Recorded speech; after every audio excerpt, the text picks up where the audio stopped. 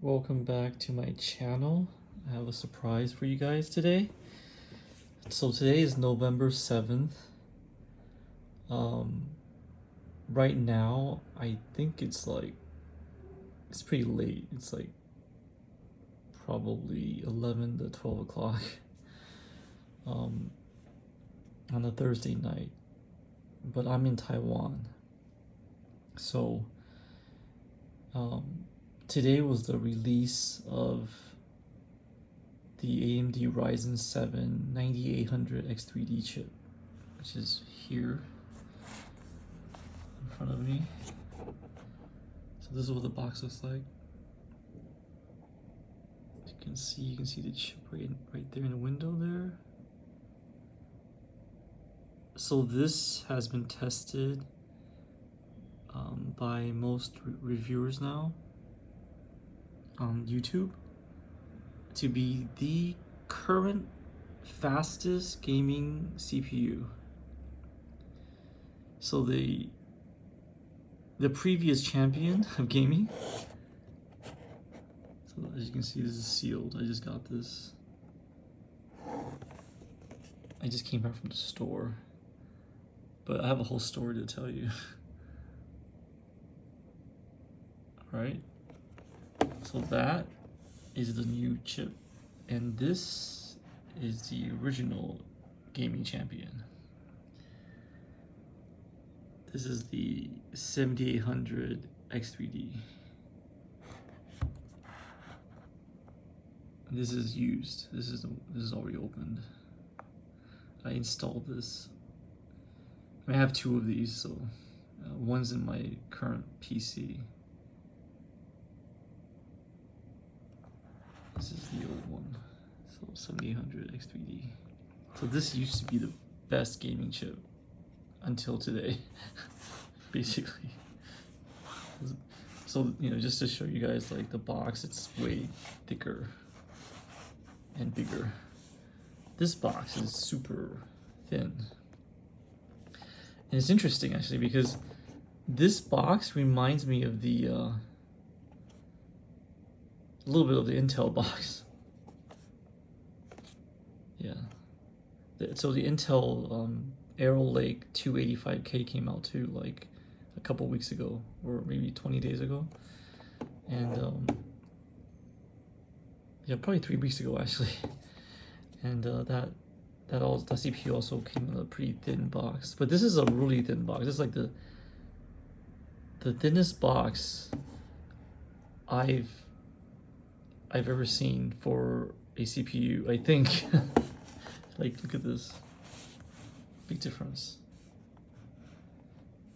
Like, this box is like nice and sturdy looking, you know, feeling, and it has a nice heft to it.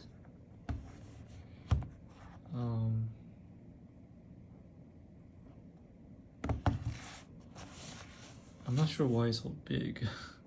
Because as you can see, it says cooler not included. So I don't know if this ever came with a cooler.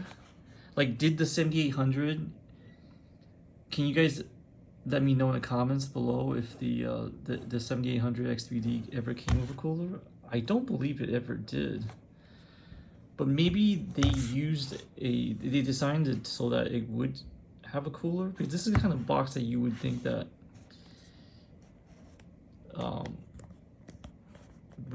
this is kind of the size of the box makes me feel like this could fit a cooler.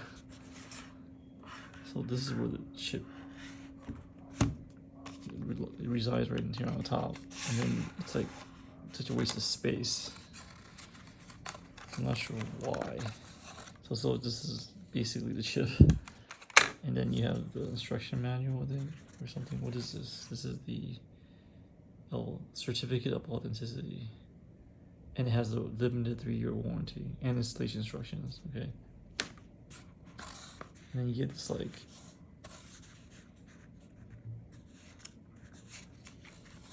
like AMD Red Team conversation community QR code. So I guess that's some kind of, like, I don't know, some community website. And then you get this like giant foam like insert. So I don't know if there's anything in here. I would think nothing is in here but this piece of foam. Sorry, it's just hard to move this thing. So now I'm curious what is in here. Oh, there's nothing in there but this giant piece of foam. Look at this. Holy crap. Look at this. That's a waste. Look at this packaging, it's crazy. Yeah. So they went from that to this. So obviously I'm not gonna open this right now. I'm assuming there's no foam in here, or maybe there's a very thin piece of foam like that black one. I'm not sure. It doesn't seem like there would be much foam in here if there was foam at all. Maybe it's really thin, or maybe the plastic, you know, this part is thicker, and maybe even more protective than this initial one from this CPU. Maybe this plastic is thicker. Yeah, I don't know. They could have changed it. Yeah, but I'm not gonna open this.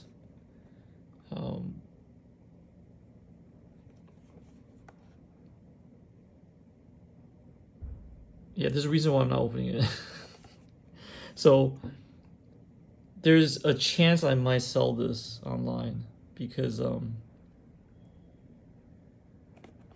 I actually, so it depends. So if I can get my hands on more of these, then I'll probably just sell this one. But if I can't get another one, then I'll probably be using it. So I can't, I don't know right now. So here's the story behind this processor, okay? So this is the highly anticipated gaming processor from AMD, the newest gen, the 9000 series, okay? So as you can see, the old one is the 7000 series, okay? So this is the 9000 series, it just got released today.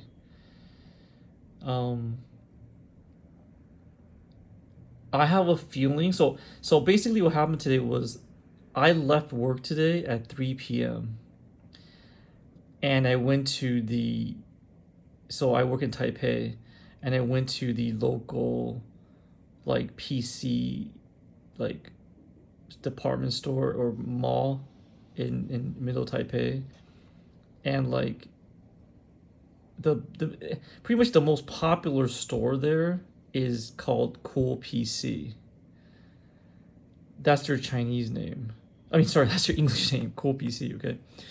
But their Chinese name actually is like Yuanjia or something, which basically means original price. Original price. So their name basically just means that, I guess they're trying to say that they sell things without a markup. So basically they're saying that they sell things at retail. I think that's what that means, Yuanjia. Yuanjia means original price, okay? So, you know, unlike a lot of companies or resellers here who mark up, you know, PC parts and components, okay, above retail, they don't usually do that. Or they do it, they pretty much don't do it. I mean, it's still above MSRP a little bit because I think they have to mark it up a little bit because of the taxes in Taiwan. So I think the government imposes some tariffs, so they have to mark it up a little bit. But for example, the MSRP released by AMD for this chip is, I believe, like $480 USD, $480. So it's like a little bit below $500, okay, like maybe $20 below, I believe, okay. I just watched the Gamers Nexus video, and Steve on Gamers Nexus was talking about the MSRP, the retail price in the US at least, okay, or by AMD, and it's $480. And this is in the US, okay. I don't know the retail price in Europe or in Asia, but in Taiwan, I bought this for a little bit over $500 USD. So if you do the conversion rate, if you do the the exchange rate, okay, the current exchange rate in Taiwan dollar, which is around $32 per dollar, US dollar. I think I spent around like 16,450 Taiwan dollars, okay, which equates to around 500 and something US dollars, okay. I think it's like, it's definitely below 520. It's like 515 or a little bit less, maybe even. So basically, this is like $20 to $30 above MSRP, okay, which is a good price because here's why. Because in the US, if you're gonna buy a retail product at 480, you're gonna have to pay tax. So tax in the US is at least like 8 to 10%, you know, depending on your state. Okay, some states might be lower, but I think the average tax rate now is like at least 8%. So if you think about it, I basically paid the retail price plus tax, okay? And the taxes actually would be like, I mean, the equivalent tax rate here would be like a 6% tax rate or something, I think. So basically, I got a good deal. I mean, I paid a very decent price for this, okay? Now, I got off work at 3 o'clock. I went to, first of all, I looked up their website, and they're like, oh, you got to come to the store at 9 p.m., okay? So they're not selling these until 9 p.m. So I'm like, well, that's kind of weird, you know? Like, that's like when they close, I think, right? So then I decided to just cut out work at 3. And then I didn't have a busy day anyway at my office. And I went down to that store. And I saw like about 20 something, maybe like 25 people waiting online, okay, outside the store. And I'm like, okay, they people are probably waiting online to buy this, right?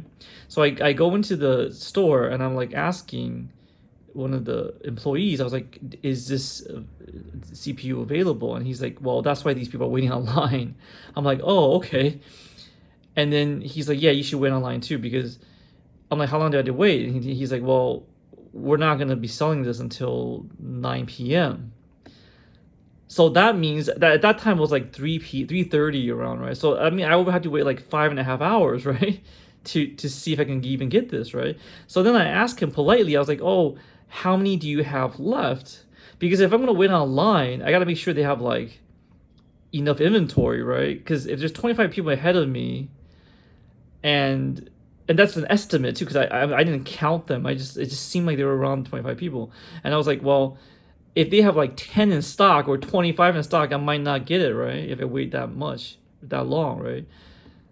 And you know, tell you, I'll be honest with you, I never wait online for anything, okay? Like I might wait online for like food if it's like really good restaurant, right? Like a grand opening or something, or some, I don't know, some really good food. But like I never went online for movies, or I just never went online for anything. I never even went online for products to be released. And I usually just wait, you know. But then, you know, since I just started this YouTube channel, I'm like, well, I gotta start waiting online for things, because if I can't bring you guys new products if I don't wait online, right? So I think from now on, I'm gonna have to just get used to waiting online. And the thing is, I don't know if you guys know this, but in Taiwan, it's very culturally acceptable to wait online for many things. So like, Taiwanese people will wait online for the hot pot place that just opened, you know, or the all you can eat place. Like they'll happily wait online for like a good deal, okay? If it's a good deal, obviously, and if it's delicious or something, you know, whatever. If the product is really good, they'll wait online, okay? They'll wait online for concert tickets, you know, whatever, right? You know, that's something that I'm not used to, because I'm not really from here. I'm from the U.S. But like, you know, people here, you could tell that they're definitely, a lot of them do not mind waiting online, okay? And another thing about Taiwanese people is that they're really kind and nice and gentle and patient. So, you know, they'll wait online and they'll be really courteous, you know what I'm saying? Like, they're not going to try to cut you online or argue with you or start a fight. You know, everyone's just nice. And you know, we'll start chatting with each other. Like, so basically, the guy's like, oh, I kind of went on a little tangent here, sorry. But like, the employee at the store was like, oh, yeah, I can't tell you how many are left. I don't know. He claims he doesn't know, right? I mean, I think they know, but they're not allowed to tell you, right? So I'm like, okay, fine, I'll wait online, right? I just kind of, I'm gonna take a gamble and see if I can get one, right? So I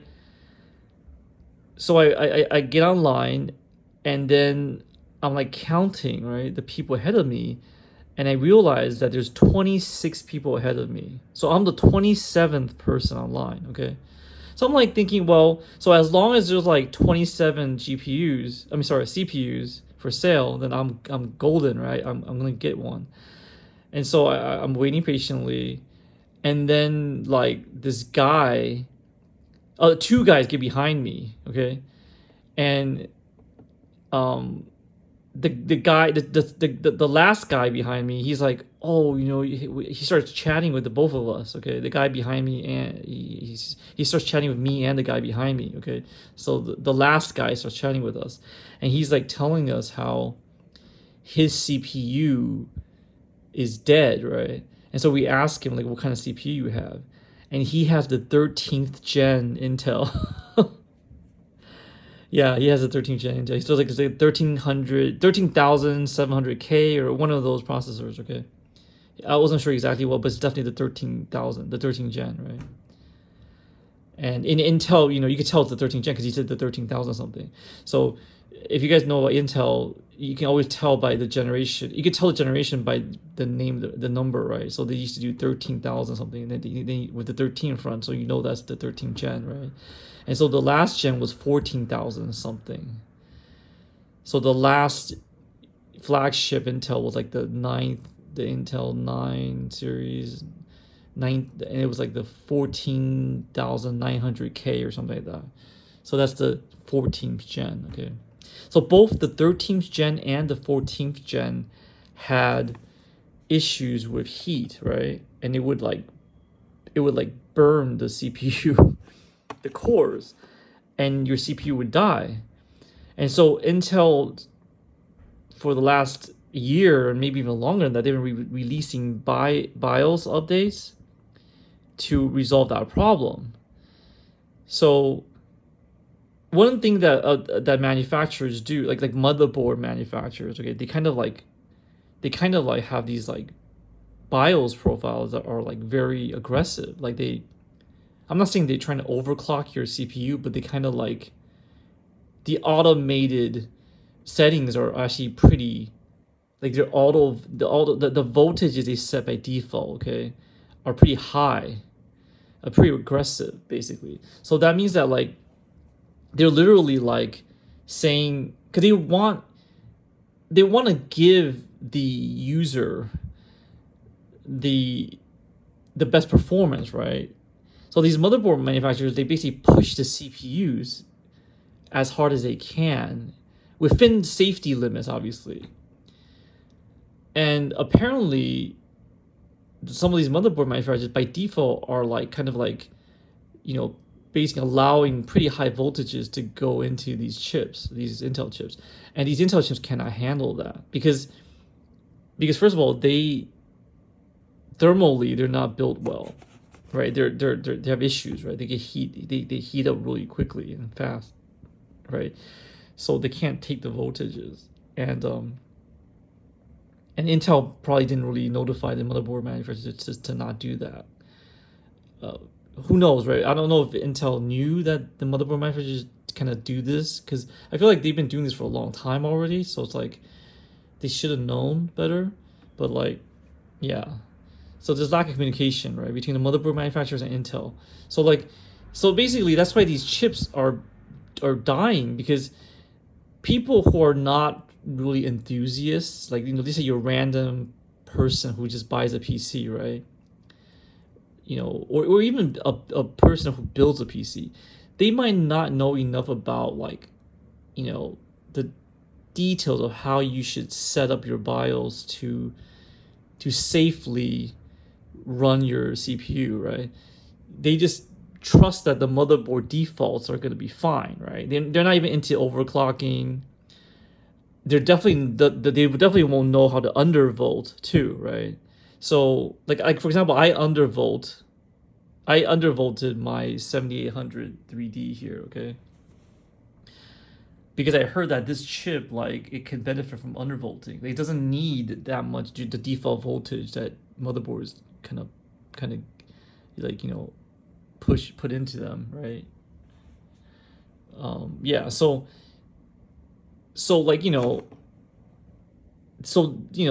motherboards are basically, manufacturers are like kind of pushing too much electricity into voltages into these CPUs, and then the AMD ones are fine because they don't have that issue, but the Intel ones, even though these chips can run hot sometimes, okay, I'm not saying they're like the most efficient, but they're, AMD chips are at least, the last generation or two have always been more, they're just more efficient, right? They're just, yeah, they consume less energy than the Intels, okay, especially the 13th and 14th gen Intels. They're very power hungry, okay.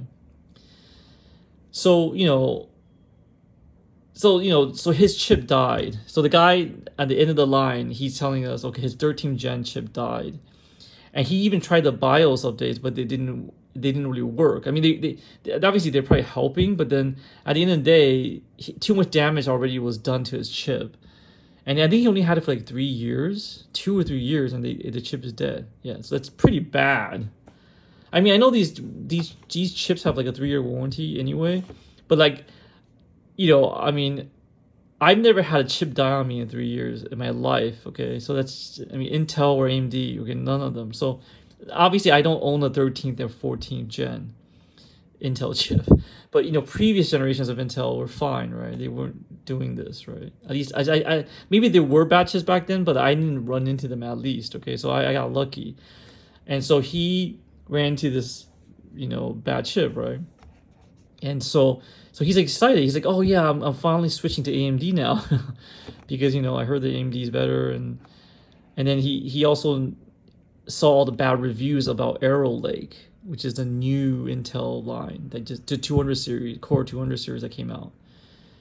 And so I also wanted to show off. So I also have a 285K. I'll probably make another video about that. I'll probably just show off that chip.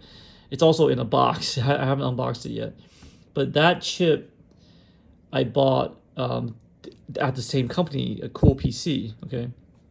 And they have plenty of stock, okay? So basically, the 285K, which is the flagship new Intel chip, is sold out in the US. I'm not sure about overseas. I mean, I'm not sure about Europe, but like, I know in the US it's sold out. So like on eBay, people are selling it from Taiwan, like and other places, okay? So I know that it's definitely in stock in Taiwan. And it's just plenty of stock. Like I went to the store and I was testing the guy. I was like, oh, how many do you guys have left? And then I think he lied to me because he's like, yeah, there's only like 10 left, right? Of that chip, the Intel Arrow Lake, right? The 285K. And then I was a little suspicious though, because he went to this database that he was on the screen, and he kind of turned the screen away from me, so I can't tell how many are in stock. He mentioned less than 10.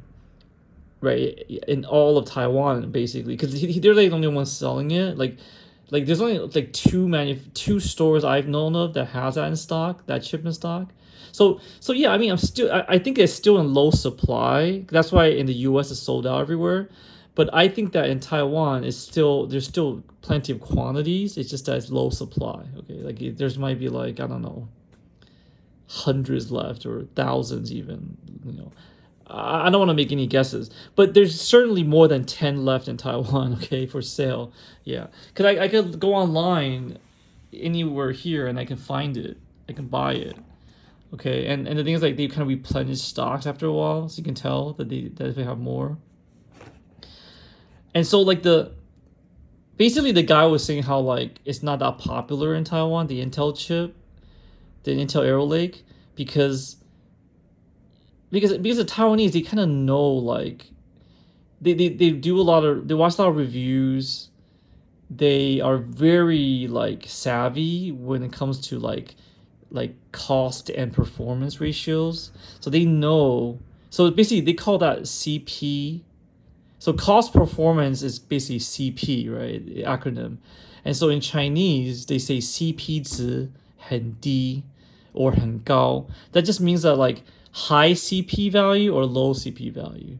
So the Intel Arrow Lake, especially the 285K, has very low or poor CP value to the Taiwanese general public, okay, and their enthusiasts, gamers and stuff. So they just refuse to buy it. Even though the Intel chip has some pros to it, like I don't hate on it like other reviewers do. I mean, even though I haven't physically tested it yet, but I've read like tons of reviews on YouTube, okay, on websites about the Arrow Lake chip, and it has some, you know, it does have some pros to it. Like for example, it scores the highest on Blender, I think.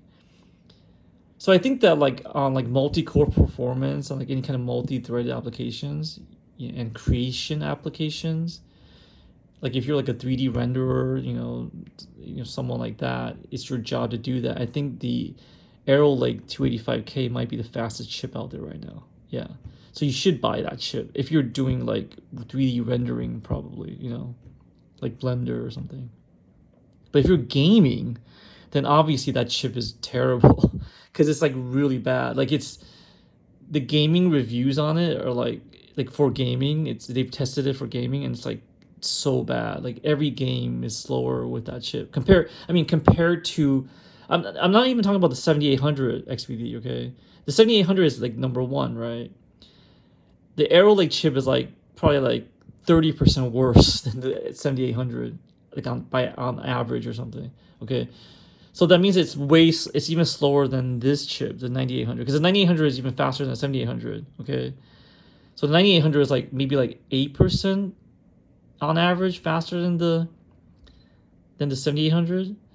But some games is even more. Like some games it could be like Baldur's Gate. I think it's like 20% or 16%, so something crazy like that.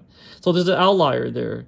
So like on Gamers Nexus, they tested Baldur's Gate 3, that game, which is pretty CPU intensive game and GPU intensive, and that game for some reason the 9800 X3D like rocks that game. Like it like allows like a huge difference in FPS for some reason compared to the 7800. Yeah, it's a big outlier in a lot of the games tested, because a lot of the games, like most games, this still wins, but it wins by like maybe like 8% or maybe even less. Okay, compared to the 7800, so like XVD, so like Baldur's Gate for some reason somehow it's optimized for this, which is weird because you wouldn't think there's any time for it to optimize for this chip. I'm not sure because it just came out, right? But for some reason, it just seems to be much faster for that game. Yeah. Anyway, for example, like this always happens, right? Like in Starfield, I believe before this CPU came out, I believe the Arrow Lake 285K was like the top CPU for Starfield. Yeah, for some reason Starfield prefers the Intel chip. Okay. And it actually beats the 7800 XVD in that game, but that's like one game out of like many games tested, right? Yeah, so the 7800 beats like almost like every CPU out there. Okay, for like the majority of games that you would play, like modern games. Okay. And the 9800 also has been tested a lot of games now, and this usually wins out too. This even beats out the 7800. Okay, so these two CPUs rock gaming. Okay, you can't go wrong if you want gaming performance. Okay, but they're not gonna rock the application performance. So if you're doing like 3D rendering, like editing, video editing, all this stuff, it might not. These AMD chips, these two at least, might not be the fastest chips to do that kind of work. Okay, so you got to know what you're buying and your workload and what you're trying to achieve with your CPU. Like if you're constantly using Blender, you're making, I don't know, you're doing video editing, you're doing 3D graphics, whatever, then maybe these chips are not the ideal chips for you. But if you just are gaming and you just care about gaming, then you gotta buy AMD right now. I mean, AMD just is the best for gaming. Okay.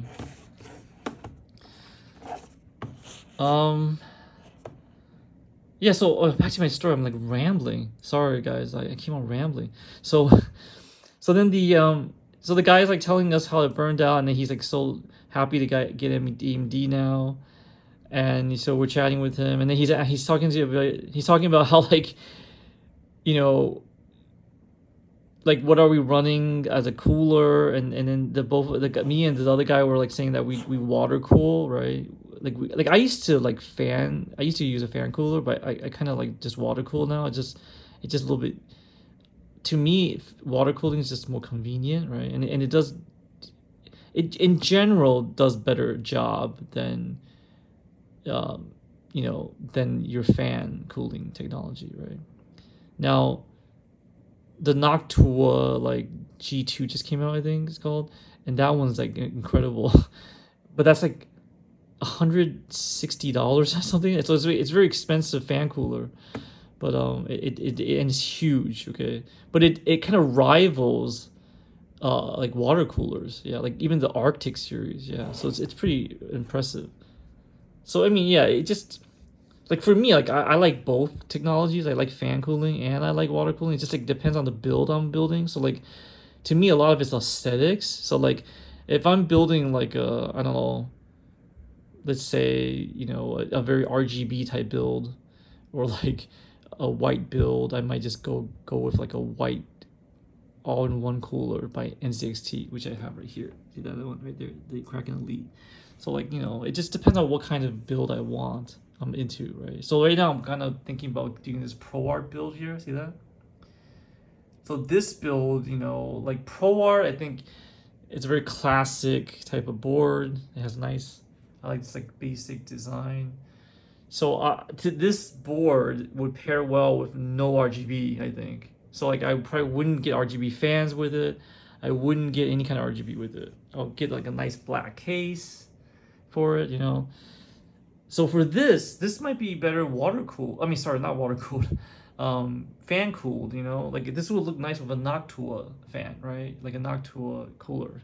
Anyway, so it just depends on like what I want the build to look like. Okay, that affects the cooler too, in my opinion. Okay, I know a lot of people just care about temperature, the lowest temp possible, but like to me, it's like it doesn't have to be the lowest temp possible. It could be like just good enough for it to not hurt the chip, right? Just low enough temps. Because for me, it's like I'm not gonna go with the lowest temp possible if the build looks bad. To me, the look of the build matters a lot to me, even beyond performance. Okay, yeah, that's just how I am, and you could disagree with that, but for me, it's like aesthetics matter to me. Okay, a lot. Okay, like even I'm not talking about I'm gonna go for aesthetics over like the worst performance. Obviously, I'm not gonna do that. That's dumb. But if like choosing between coolers, I'm only getting like 1 or 2 degrees difference, okay, I'm gonna choose the better looking cooler for my setup, okay, for my build. Yeah. So yeah, so we're chatting about stuff, and then the guy behind me, he knows a lot about like this new 9800 X3D architecture. So this is Zen 5, right? And it says like AMD 3D V-Cache technology. So apparently this chip has a redesigned 3D V-Cache architecture though, meaning that the 3D V-Cache is now on the bottom of the chip. It's like on the bottom of like some kind of substrate and not on top. So the 7800 3D has the V-Cache part on the top exposed above the substrate, and so it gets, apparently it is affected by heat more, because from the top you're gonna expose that 3D cache to more heat, okay, but if you put on the bottom, it's less exposure to heat, okay. So I guess because it's under some substrate, so then I think the voltage is not directly hitting it as much.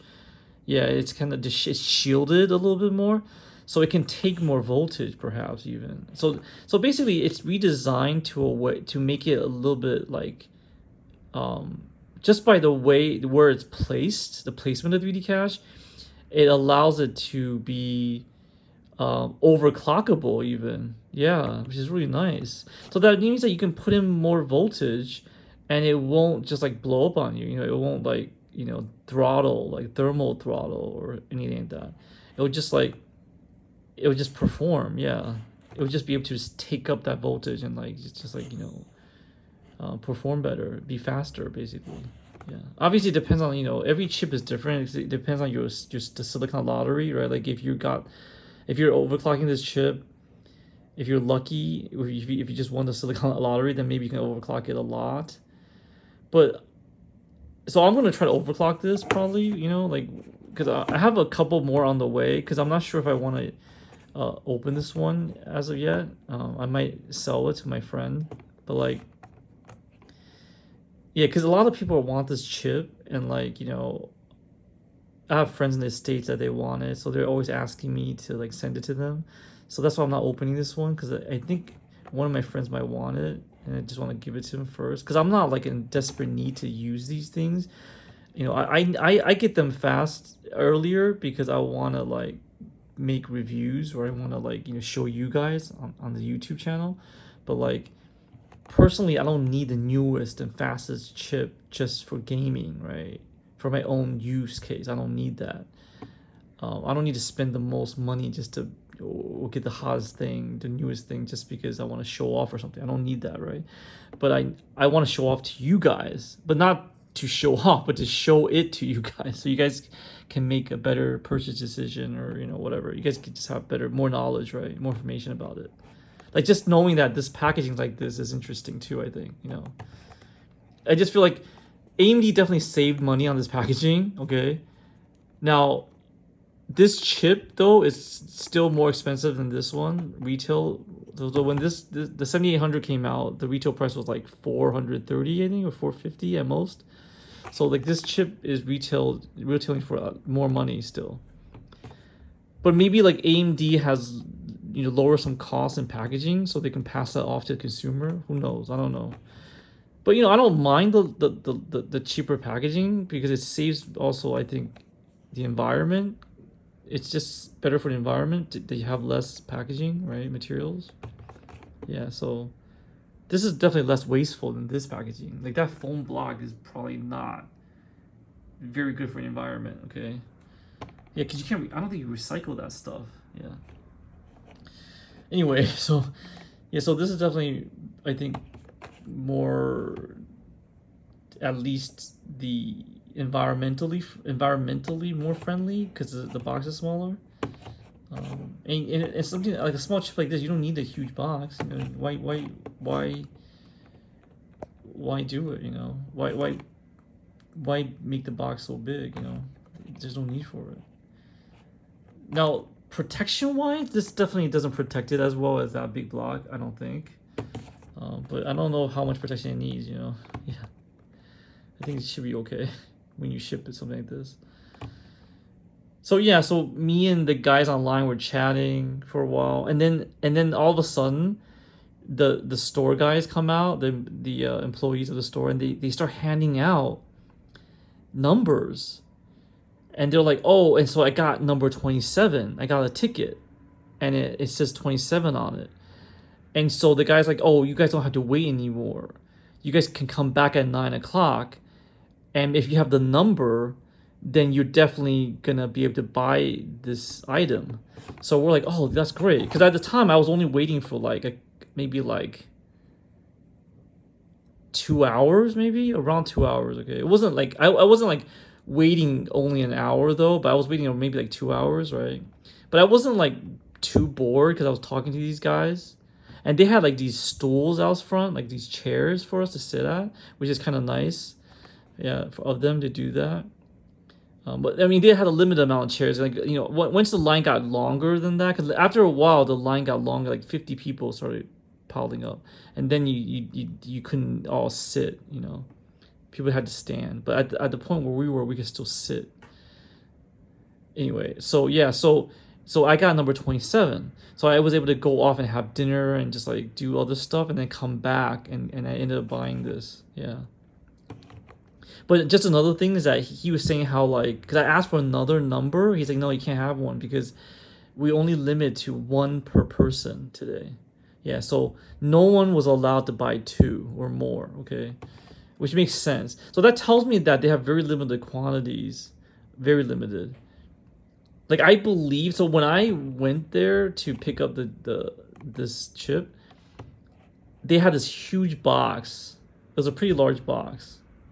Kind of like the size, like this box, like the size of this box. So this is my Fantex case box. It's pretty big. So the size of that box, and these chips were all in that box, but they seem like they only have one box. Because you could fit a lot of chips in here. You could probably fit like 100 in here, that box, maybe less, maybe 60, 70. I'm not sure because these are thin, right? But maybe they only had that one box, and then they after that box they would have no more. So we don't know. And the guy behind me was saying how he's done this many times. He's waited on line many times for the newest CPU or the RTX 4090 when it came out. So the newer GPUs, right? Whenever he has to wait online, it's always an indicator that this item is gonna be really hot. Okay, everyone's gonna want one, and in his experience, it means that the product will be sold out for 3 months. So that's crazy, right? Yeah, for 2 or 3 months, it'll be sold out. Meaning that if he didn't wait online, he wouldn't be able to buy it for the next 2 or 3 months. Yeah. And even if he was going to be able to buy it, it will be like way over retail, okay? It will be like, super expensive, like double the price or something, because he'll have to buy it on the secondary market or something, yeah. Like he'll have to buy from resellers or something, yeah. So he said that that's why it's worth it to wait online even for a few hours, yeah. Even though, so I was like, oh yeah, I almost didn't want to wait online today because I never wait online for this stuff. And I was telling the guys that, yeah, because my Chinese isn't like the greatest, so they could kind of tell. So I told them, I said, yeah, I'm not from Taiwan. Like, I mean, I just moved here.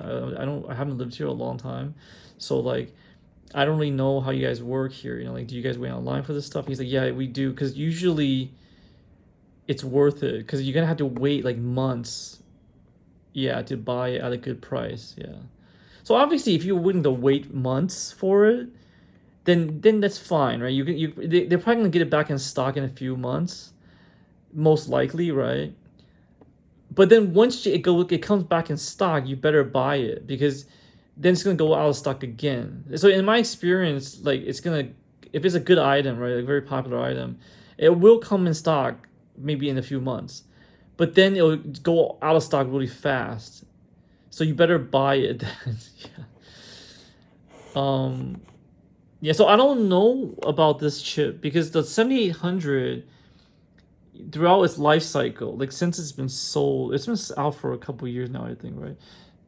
At least a whole year, right? Yeah. I don't know about a couple years, but at least a whole year. And it's gone through like a price cycle where it's gone as low as like $330 in the US, which is a steal for this chip.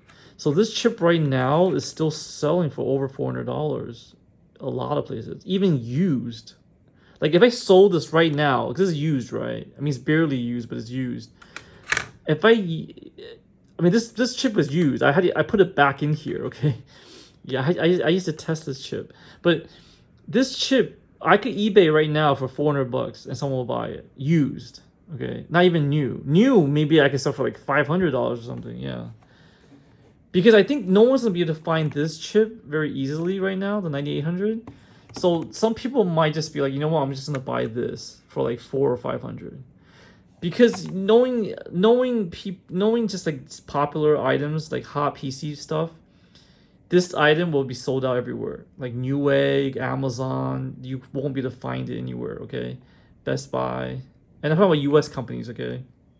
And then like, you're gonna have to like buy it from like a reseller online. And then they'll probably like charge double. And some people would charge more than that even, which is egregious. But yeah, what I'm talking about. So this chip, like it might be sold out for months, and it might be like double the price. So this retails for, let's just say, $500. Okay, I'm gonna round up because this is at 480 apparently. That's a manufacturer suggested retail, but you know it's gonna sell for more than that. Okay, like in the real marketplace. So you'll be lucky to buy this for $500, flat 500. You'll be lucky. You'll be probably lucky to buy this at 550. Okay, if someone's willing to sell this for 550, that's, you should buy it, right? Maybe even at 600 you should buy it, right? So like, and you know someone's gonna charge like $1,000 or more for this easily, maybe even more. Okay, and some people will buy it because they want the best, they want the newest, right? And they can afford it, and I think it's okay. If you can afford it and you want it, buy it. That's where I differ from other people who just say, oh no, I will never let the scalpers make money or the resellers make money. I would wait, right? That's fine, but if you can afford it, I mean, there's a reason why scalpers exist, because people obviously buy from them, right? I personally probably wouldn't buy. I mean, actually, I would buy from a scalper, but it depends on how much the markup is. So I think my limit is probably double the price, but that's only if I really want it. So for example, like, they just say this is $500 retail, right? And someone's selling this for $1,000, okay? If I really needed this and really wanted it, I would buy it for $1,000. I would. I'm not. I've done stuff like that in the past. I bought things over retail before from someone, right? Because the scalper, the reseller, you might hate them, but the thing is, they do offer a valuable service. Because a lot of them they're just regular people who just like somehow was able to buy, they were lucky enough to buy, to obtain some stock, okay? And most of them buy it at retail, okay? Now, to me, like if a company, like let's say you're a business and you're scalping, that to me is more egregious than like some gamer who waited online to buy this, or somehow got lucky on a pre-order and was able to pre-order this months ahead, okay? And they bought two of them, or they got one even, they just decided to sell one, just to sell it, right? I don't mind that person doing that, because if he's just some individual gamer and he wants to make some extra cash and he wants to like double his money, why not? It's good for you, whatever, right? But if you're like a Best Buy or a Newegg, and then you start scalping, like you start like doubling the price of the item, that's that's definitely messed up. I probably wouldn't support that company, because you're a corporation, right? Like you're just like, that's kind of greedy in my opinion, right? That is greedy, right? To sell way above manufacturer retail price like that. But if you're just some random guy who you were at like Micro Center, because I love Micro Center, okay? I used to live in New Jersey area, and like there's Micro Centers around me, right? And you could just go to a Micro Center and buy these sometimes, right? And you can't buy them online, but you can go to the store and they might have these things, and then they might even allow you to buy two. So if you could get two and you could keep one and you could flip one, I don't care. I think that's cool. In a way, that's an added benefit, because if you're a gamer, you have an extra one. I don't care if you mark it up a little bit or even a lot, and then you're selling it to another gamer. That's fine. But that gamer who buys it from you, he or she needs it, right? He or she really wants it. So if no one else is selling it, I'd rather buy from a fellow gamer, even with a markup, right? Even if it's with a substantial markup, than buying it from like, I don't know, Best Buy or Newegg, who's doubling the price or something, right? I wouldn't want to do that as much. Yeah, but that's just me, okay? So I'm okay with scalpers. They're okay. I don't like hate every scalper, and I think it's just market dynamics, right? Like if there's demand for something, there's always going to be scalpers. There's always going to be resellers, because people want this item and they're willing to pay above retail for it. Then you're going to have people selling it for above retail. It's just supply and demand. It's how the economy works. It's how capitalism works, right? I mean, yeah. So to me, it's like, I'm a capitalist. I'm not. I support capitalism. I believe in it. So I don't think that someone selling something for above retail is that horrible. Okay, it's not that bad to me.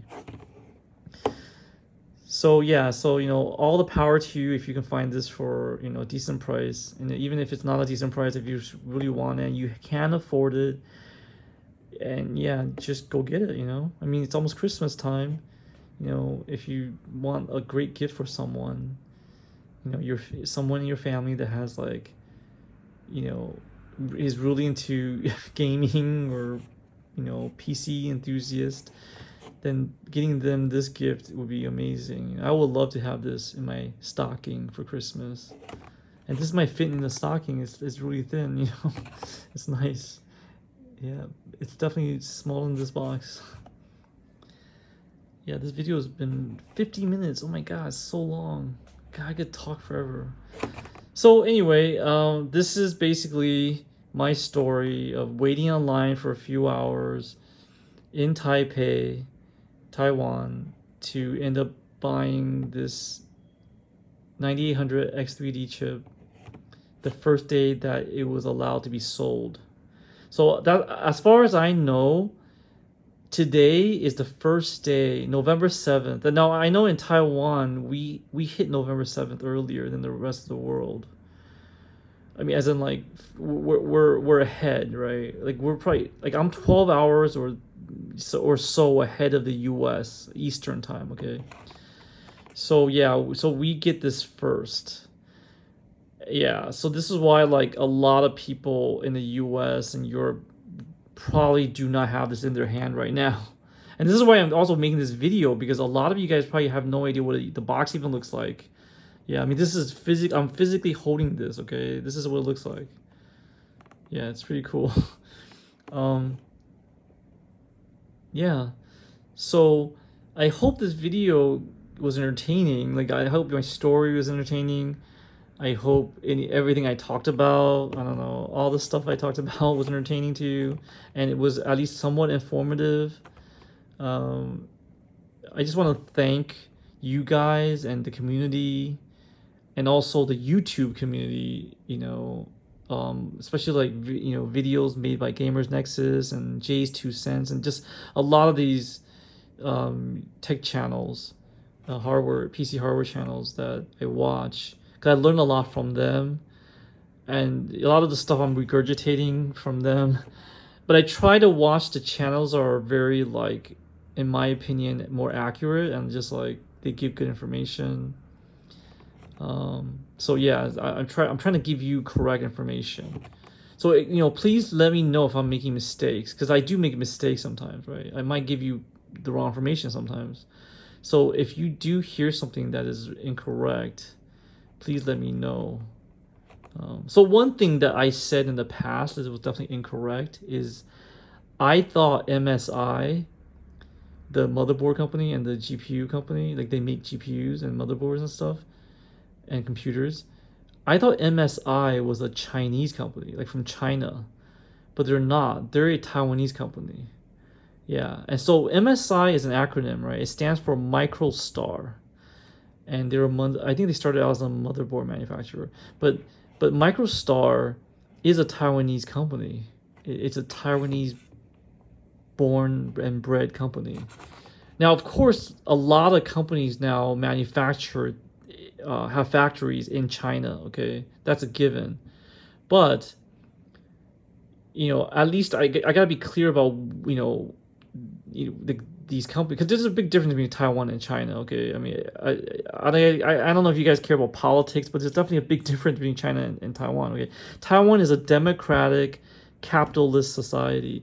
China is a communist society. It's very different, right? Now, I'm not really into politics and stuff, but I just want to clarify that MicroStar or MSI is not from China. They are a Taiwanese company. They are a Taiwanese company like Gigabyte and Asus.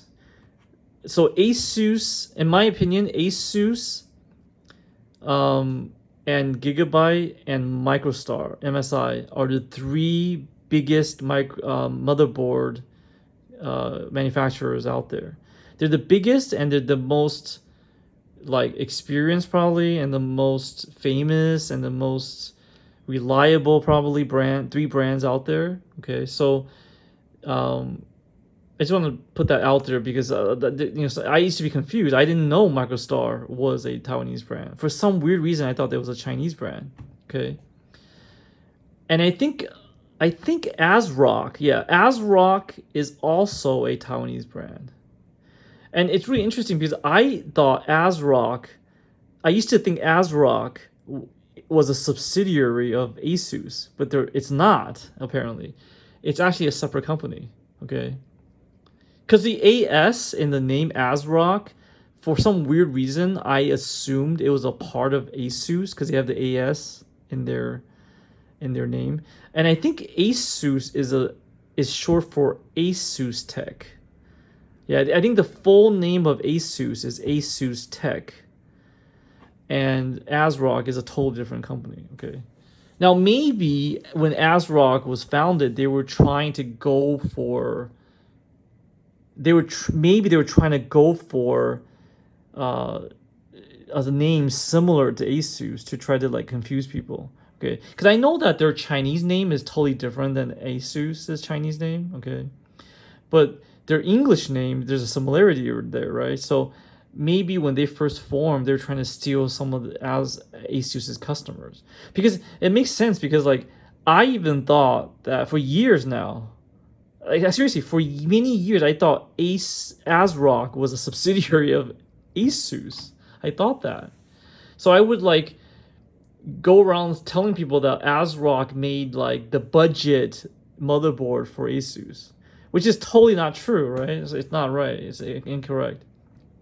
And nowadays, ASRock motherboards are really nice. Like they're like one of the better motherboards you can buy because they give you like really good CP value, the cost performance value, where like they have a lot of they pack a lot of features onto their motherboards, and the motherboards are made well. They have a lot of layers in their PCB, so like they just do a good job. Okay, so ASRock boards are usually pretty good. Like they're reviewed always very highly in general. Especially recently, I feel the last couple of years, like ASRock boards are just like killing it. Right, they get really good reviews. Yeah, like better than like Asus even. Like for years Asus was very trusted, and I mean Asus is probably still the number one motherboard brand or most trusted motherboard brand, but it certainly has a lot of competition now.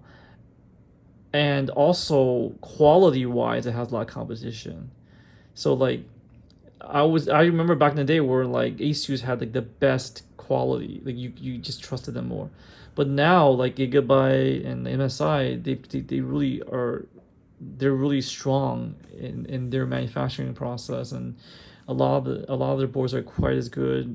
They're quite good, or even better than Asus, some Asus boards, right? So I own all four in my life. So to me, like all of them have their pros and cons, right? And every motherboard manufacturer, you're gonna have issues with them, right? Meaning that you're gonna maybe get, if you have really bad luck, you're gonna buy a motherboard from any one of these manufacturers, and then the motherboard is like dead on arrival. Okay, it's possible. Okay, I'm not saying it's not possible because some people they experience that. I've never personally experienced a dead on arrival board.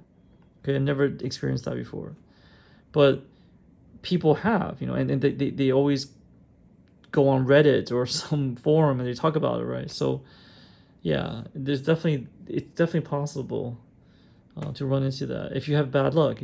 So it's not like every brand is perfect. They're not perfect. They're gonna every PC component is gonna fail eventually, right? And like sometimes they even fail immediately when you buy them, and that's why you need a warranty, or they have warranties, right? And you can return them, right? You can RMA it and stuff like that.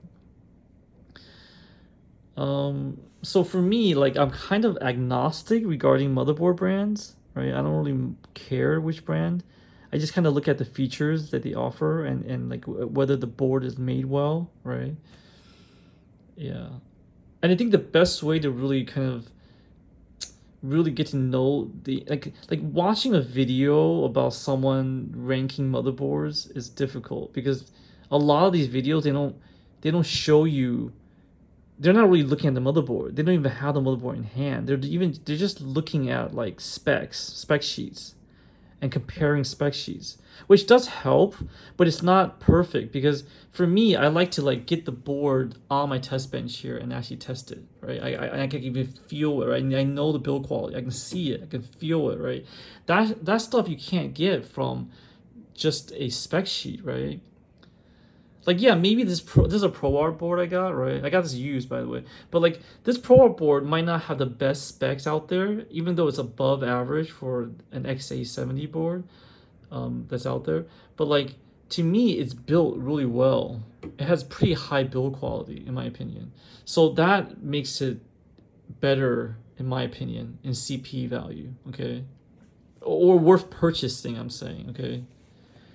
But I'm not saying this board is worth purchasing new because I don't think I would spend that kind of money on this board.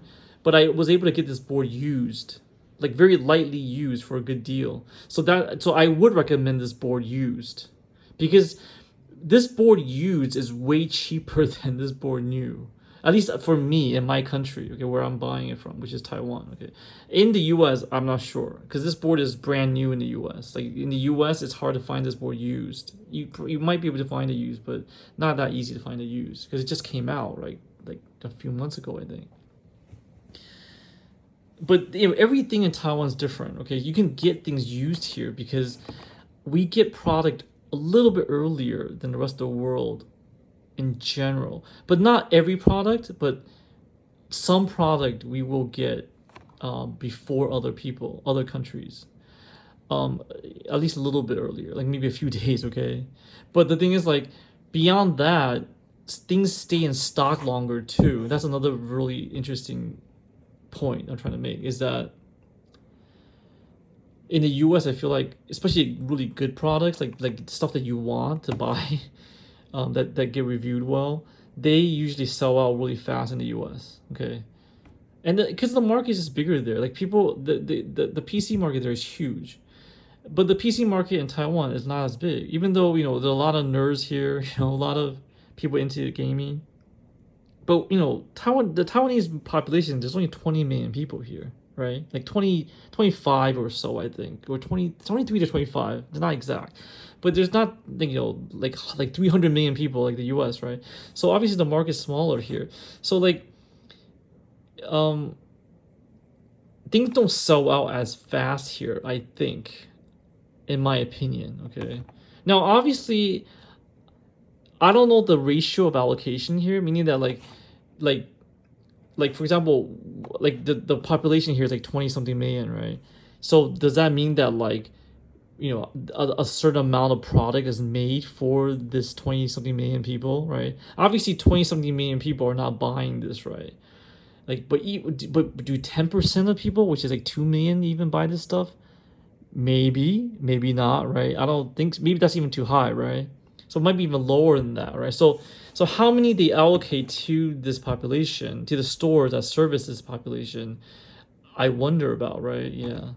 So all I know is that that in Europe and in the US, especially in the US, things sell out so fast especially if they're reviewed well. And here it's just like just there's more time for you to be opportunities to buy this stuff here. Yeah, that's actually one of the reasons why I started this channel, because first of all I'm into this stuff, right? This is like kind of my hobby, but I also like know that living in this country, I have a little bit easier access to this stuff as a regular person. Okay, you're right. I'm just a hobbyist. Like if I was some kind of like manufacturer, or I was some kind of business person, right? Like I own like a PC business or something, then yeah, it's different, right? But like I'm just a regular guy. A regular guy getting access to this stuff is better. It's easier to I have better access here, okay, as a regular guy. In the US, as a regular person, I'm kind of beholden to the big websites like Amazon or like Best Buy or like Newegg, right?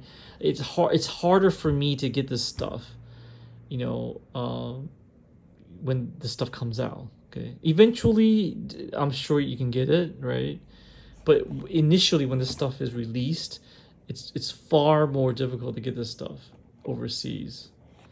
Yeah.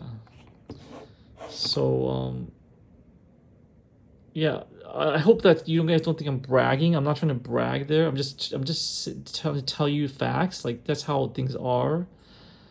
And I wish that, you know, like, oh, also Canadians. I think Canadians even have it harder than the U.S. You know, like yeah, like Canadians get stuff really, you know, it's much slower sometimes, or things sell out faster for Canadians, and they pay more taxes. So yeah, I feel really bad for Canadians actually, because I think, you know, they even have it worse than the U.S. people. Yeah. So when I used to live in the U.S., electronics were really cheap, right? The PC's cheap. Now, PC parts are still cheaper than the rest of the world. So like a lot of Americans don't know this. They you know, they think, oh, this stuff is so expensive, things are going up in price. Yeah, but the thing is that might be true. Inflation might be really bad, but the thing is, like, you're still, as U.S. citizens, or U.S. people living in the U.S. at least, you guys are still getting stuff cheaper than the rest of the world. Most of the world still spends way more money on this stuff than you guys are spending. Yeah, because of tariffs, because of a myriad of reasons. Okay, like cars in the U.S. and electronics are still dirt cheap compared to the rest of the world. Like if I want to buy a new car in Taiwan, I have to pay like 50% markup sometimes. Yeah, depend on the car obviously, but like it's just like, because this country has, every country actually has different tariffs, has different tax rates and stuff, and they tax things differently. And so one thing about Taiwan that's great is food is cheap. I don't know if you guys know, but food is delicious here and food is cheap. So you can afford food here. You can eat out every day and you'll be very you the truth is, I eat out every day practically, okay? I don't even cook, because for me to buy groceries and cook, that will actually cost me more money than eating out. Yeah. Because that's how cheaply food is here. Food is cheap ingredient wise here, and it's cheap meaning that restaurants here are cheap. They don't charge a lot for their food that they make. So yeah, so why would I cook or buy groceries even if I can just like go to a restaurant and or like a night market and eat, right? Or 7-Eleven here and eat a meal, right? So there's certain benefits of living here. Obviously, food is very cheap, but if you want to buy this stuff here, very expensive, way more expensive than the U.S. Okay, yeah, it really is. Cars are even more expensive than electronics here. So like, you know, people in the U.S., you guys have it good, man. Like, you guys should have nothing to complain about really. Because compared to the rest of the world, you guys actually have the best prices. Yeah. Now, what you guys do have to complain about is that, yes, you guys get the best prices in the world for this stuff, but you guys sometimes have to wait for this stuff to come out longer than the rest of the world for some reason. Yeah. Especially Asia, I think, because a lot of the stuff is manufactured in Asia. So I think that's another reason why, like, you know, we get it here first, because it's manufactured here, or near here at least. Yeah. But you guys might have to wait a little longer for the shipment to get over there, and the first shipment might be very limited quantity. So then once you guys get it, it sells out like 1 day or 1 hour, right? And then you guys just see that like dreaded, you know, sold out or temporary sold out stuff. That those words pop up on the Newegg site or something, you know. So I totally feel your pain. I mean, I used to live there. I used to know I couldn't find this stuff sometimes, you know. I mean, that's why I loved Micro Center, because Micro Center you can find stuff, but then you had to live in a state that has Micro Center. That's another problem, right? Yeah. So there weren't that many choices where, you know, where you can buy this stuff, in my opinion. But you know, but still in the U.S. you actually do have more choices than other places. Like you actually have more choices in Taiwan even. At least you have more big box stores that sell this stuff in the U.S. Yeah, in Taiwan you have a lot of smaller stores, like even mom and pop shops that sell this stuff here. Yeah, so that's the real difference, I think. Okay, I'm getting tired talking. I was like, yeah, I'm just excited about this launch. So thank you for watching this over 1 hour video of me rambling and talking about this exciting launch by AMD. And I'm gonna be getting a couple of these more in, and I'm gonna be probably making the build with one of these CPUs. Yeah, like my new build might have the CPU now compared to this one. Because I already built my last build in my other videos. You saw my black and white build that I just finished, and that one has the 7800 X3D in it. So my next build might go with this CPU. I haven't decided yet, and there is a small chance I might go with an Intel build, just to shock you guys. And so obviously, if I do go with an Intel build, I will be installing the 285K, which is readily available in Taiwan, just so you guys know. I know it's sold out everywhere else right now. But the Intel build, I'll obviously have to buy a new motherboard. If I install this, I can just use this board, right? I don't need a new motherboard.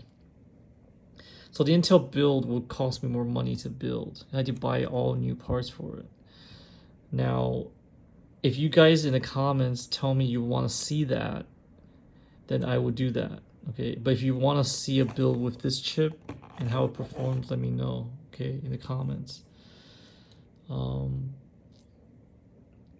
Yeah, I mean, I'm not against Intel anyway. I know for gaming it's just not up to par, but like for other use cases it might be. And at least Arrow Lake has improved on its efficiency, so that like it is far better than their last gen, right? And I'm assuming that they fixed the problem where it was dying, right? The chip was dying. So hopefully the new 285K Intel chip won't burn out anymore, and it would just like be okay. Obviously it doesn't really still rival AMD chips in efficiency, but it's way better than old 13 and 14 gen Intel chips. So they're basically like improving on what they've done in the past, which you gotta at least compliment them for trying to do, because this Intel architecture, they basically have this what's called a chiplet architecture, and they kind of like separated a lot of the components in different areas of the chip, and this is something that they haven't done before. It's a new architecture, and you know, for Intel to do something new, it's you kind of have to at least applaud them for trying, okay? Because they're not doing well, right? Both financially and just technology wise, right? Like advancing chip design wise, they're just not doing well enough. And you just have to applaud them for trying, because Arrow Lake is the first chip that was partially manufactured in Taiwan. So Taiwan has a company called TSMC, right? And TSMC is the preeminent chip manufacturer in the world right now. Okay, no one can manufacture as great. Everyone uses TSMC, like Apple does. You know, a lot of the big companies do, right? And Intel actually asked TSMC to manufacture a 3 nanometer chip for them to be part of this their Arrow Lake line. So to me, it's like for Intel, which has their own foundry, right? For Intel to actually ask a pretty much a competitor in TSMC to do this for them, that's a big step for Intel, right? That's basically saying, in my opinion, it's not, to me, a lot of people are saying, oh, it's because Intel's giving up, they just don't have the tech, so they have to like, you know, beg basically another company to help them. But to me, it's not that bad. It's more like it's a good sign. It means that Intel's willing to be humble and be like, you know what, they do have better tech than us right now, at least. But we still can come up with a design that is really cool or really efficient, you know. And if we can use TSMC's technology to help us improve on our design and our architecture, and it also help us improve going forward.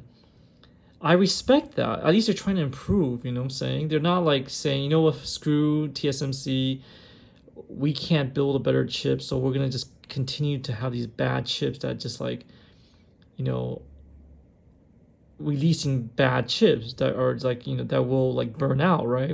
They can continue to do that, right? They can continue to say, you know what, we'll just release BIOS updates and help people that way, resolve these issues that way, which is ridiculous, right? You can't do that. You gotta improve. You gotta really improve the actual design of the chip so that it doesn't throttle thermally, so that it doesn't burn out, right? Yeah. Like even if you like overclocked it a lot, it will still survive. Okay, you know what I'm saying? Like you can't be like, oh, if you overclock it a little bit, it'll just always burn out, right? It's just that's not good. You want to be able to create something that people can still overclock a little bit, or even if they don't overclock, they should be rock steady. You know, like by default, the default settings for that chip, it should never get too heated. You know, it should never throttle. So like, you know, as long as you just you cool it with a decent cooler, it should not throttle, right? So like, you know, AMD has achieved that already. Why can't Intel achieve that, right? So it's like, for me, it's like they're being humble right now, and they're saying, you know what, we want to improve. So if for us to improve, we need to kind of take on tech, or ask people how to help us, ask our competitors even to help us. We're gonna do it, and I think I respect that. You know, it means that they're able to humble themselves and still step in the right direction for their business, for the consumer, right? Because they care enough that they want to make a decent enough product that the consumer is not going to be like, you know what, screw this. Intel chips are broken all the time, right? They're trying to get beyond that reputation now, right? Because they know their reputation has suffered a lot in the last couple of generations. I mean, the last 10 years, Intel's reputation has just totally plummeted. I mean, I used to only buy Intel 10 years ago, even. Right? AMD was like an afterthought for me, right? AMD was still kind of like not great. But now AMD has surpassed Intel in so many ways. I mean, especially in CPU design and CPU efficiency and things like that. So, but you know, I still like Intel. I mean, because Intel's an American company, okay? I mean, I'm always gonna be an American, right? Even though I live here now, right? I definitely, you know, love America, okay? I'm still patriotic. I grew up there, right? So like, I care about U.S. business. I care about the company, the great U.S. companies, and Intel's one of them, right? Intel's like amazing. So like, I mean, it was amazing, right? So like, I never want to see an American company or an American industry just like go down the drain, or lose its grandeur, or lose its, you know, luster, right? So I hope Intel can recover. I hope Intel can become a great company again, you know. I know this video has been about AMD releasing better products, right? But like, I know I talked a lot about Intel, and I think that, you know, these two companies go hand in hand, because if these two companies do well, then all the consumers do well too, right? Like you and I will do well, because you can't just have one company do really well and the other companies suffer, because then you're gonna have higher prices for everyone. You know, you have that Nvidia situation where like Nvidia can charge crazy amounts for their GPUs and not have that much competition from like AMD, right? You want competition. You want both companies or multiple companies, at least two companies, right? At least you want like three or four even maybe to create great products and compete with each other, so that the consumers get the best product they can get their hands on, right? You know, you don't want a monopoly situation where just one company is strong and just revolutionizing technology, but then they can say, you know what, we have no competition, so we'll charge $2,000 for a graphics card, right? You know, or $1,000 for a CPU, right? So it's like, you don't want these companies to start having that attitude where it's like, oh, we have no competition, so we can do whatever we want, right? They're gonna get power hungry, and they're gonna like get greedier and greedier, right? So you want that competition. So you want Intel to be strong. You want AMD to have a competitor in Intel, right? Yeah, I mean, like, imagine like there was no choice. You could only buy one CPU, and there was no other CPU choice. That's a scary world we'll be living in, actually, you know? Because with no choice, even if AMD still does a good job, there's no choice. You just have to buy AMD. That's kind of crazy to me. I wouldn't want that. Yeah.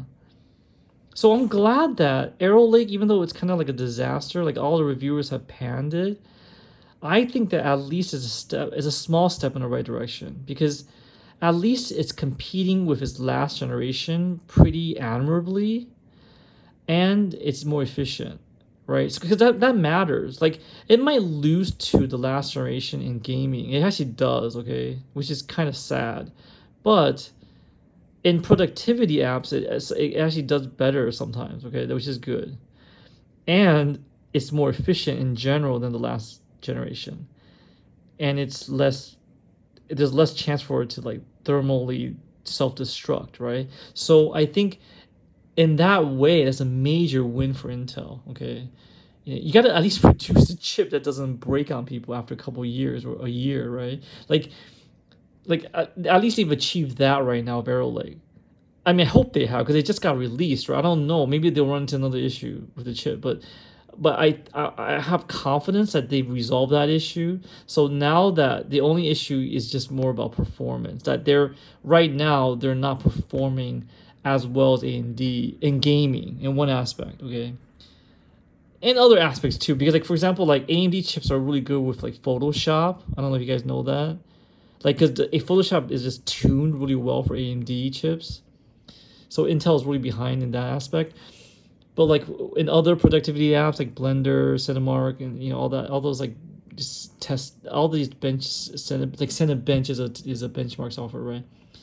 That Intel's doing okay in, okay, they're not like behind in those benchmarks, and sometimes they're ahead actually. Yeah, AMD in that case.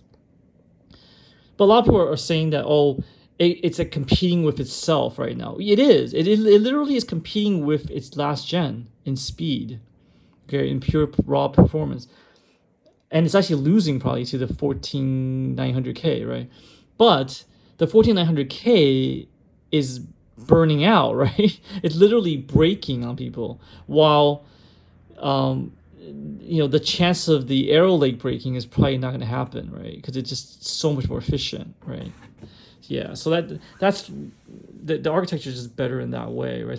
It's designed in a way where it's not gonna burn out. Yeah, so that's a win, man. That's definitely a win, and I think making a product that won't break, because I mean, like if you, yeah, I mean, maybe it's the middle of the tier in gaming, but then like, nowadays like a lot of gaming relies on GPU anyway, right? So it's like if you lose a little bit of FPS, maybe even 20% less FPS, it seems like a lot. But then like, if your GPU is pretty capable, it really isn't that much. Like, you're not gonna even notice the difference in your game. It's just like nerds like us might care more about the FPS numbers. But like if you're just a gamer and you just want to play the game, you're not gonna see that much of a difference in performance in that way. Like, you're not gonna notice like a little bit of FPS drop, right? You're just not. If you're getting like hundreds of FPS already, you're not gonna care about that. Obviously, there's a difference between 30 FPS and like 40 or 50 or 60 FPS. There's a difference, right? Obviously, but like when you get to the hundreds of FPS, like 100 FPS, right? Your CPU, it's not gonna matter as much, because your GPU is causing it to. Your GPU is in general, and I know there's all these issues with like, I know people talk about like bottlenecking, CPU bottlenecking your GPU, things like that. I'm just talking about in general, your GPU is more important than your CPU regarding gaming, FPS, and all that stuff, right? So as long as your GPU is strong enough, good enough, your CPU, even if it's a slower CPU than the best CPU out there you can get for gaming, right?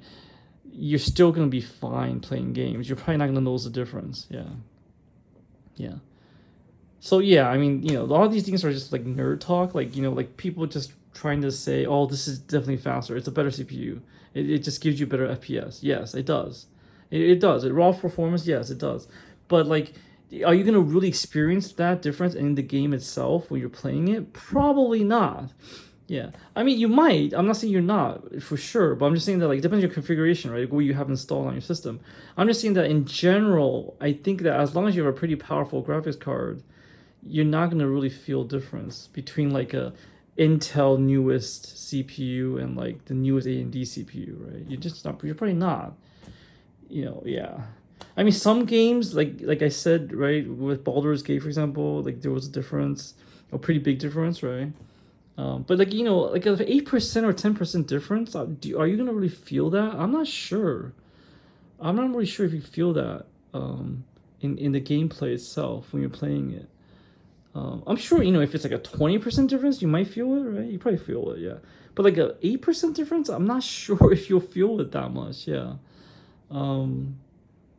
Yeah, especially like I said, if you have a really capable GPU, yeah, that's just what what I feel, okay. Um, but some people are really like into like FPS count, right? They're like, oh man, yeah, look, it definitely is slower, right?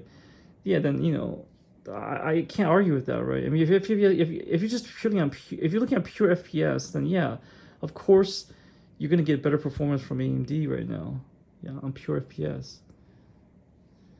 So that's God, I'm just talking and talking. All right, I think I'm done. I'm starting to have a sore throat now. My throat's dry.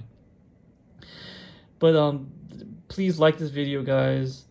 I do put in some effort in these videos. I know I'm not good at editing yet. I'm just using my phone to do these videos, but I'm trying to give you guys whatever I know, all knowledge I have, and I'm trying to get the newest stuff. I wait online for this stuff, so please like the video.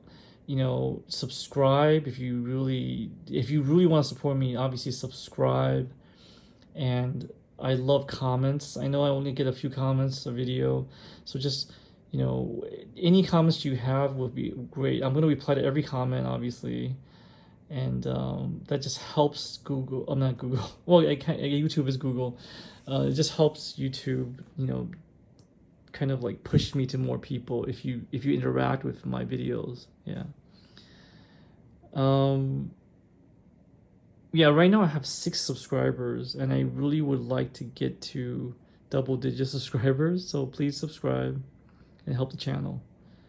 All right, thank you, and see ya.